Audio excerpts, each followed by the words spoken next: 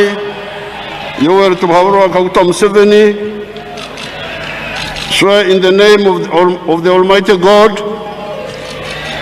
that I shall faithfully exercise the functions of the President of Uganda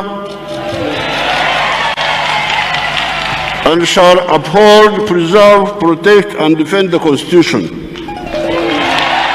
Ministry evunanyizibwa ku nsonga z'obwa President Efulumizza Enteekateeka nga bwe zigenda okubeera mu kulayiza omukulembeze w'eggwanga Yoweri Kaguta Museveni kisanja eky'omusanvu Ssabbiiti ejja ku Lwokubiri ng'ennaku z'omwezi 12 omwezi guno ogwokutaano okusinziira mu kisaawe ky'amaefuga Kololo. Minisita Mile Babalanda yalambuludde ku nteekateeka zino ng'ali wamu ne Ssaabawandiisi w'NRM Richard Todong.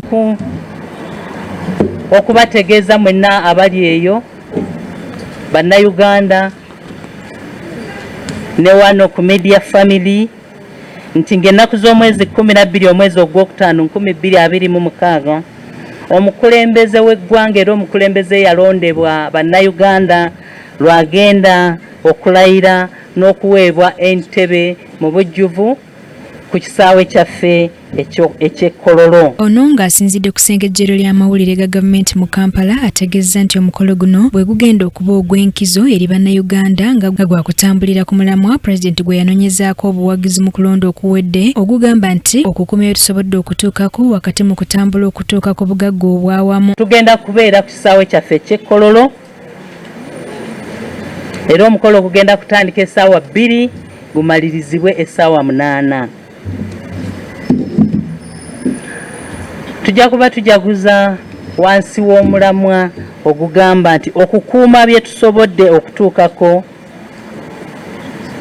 nga bwe twetegeka okukuba oluta okutuuka mu bugagga obwannamaddala. Babalanda era alaze omukolo nga bwe gugenda okwetabwako abagenyi okuva kuno n'ebweru bw'atyo n'alabula abo bonna abalowooza okukola effujjo ng'ebyo ebyokwerinda bwe bigenda okubeera ebinywevu gguluggulu.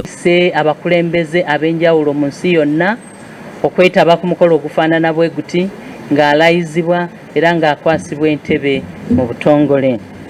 Ayise abantu ab'enjawulo mu East Africa, mu Africa n'ensi yonna okutwaliza awamu era naffe wano mu ggwanga tuyise ba ministers ab'enjawulo, tuyise ababaka ba parliament bano abagenda abatusiibula abamazeeko ekisanja ate n'ababaka abapya ab'omu kisanja eky'e12, tuyise abakozi ba gavumenti, tuyise ba ambassadors,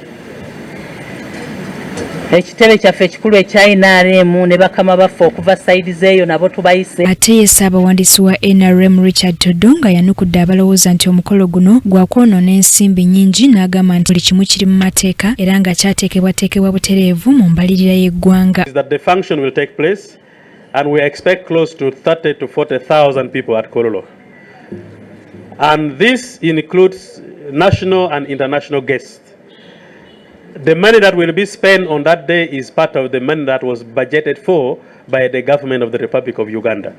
It is the money that was voted for and passed in the budget. And this money is not something that is new. For every inauguration ceremony of a president, there is always a national budget attached to. And so we are going to confine ourselves within that particular national budget, which was already passed, and the record is there in government and in parliament. So there is nothing new.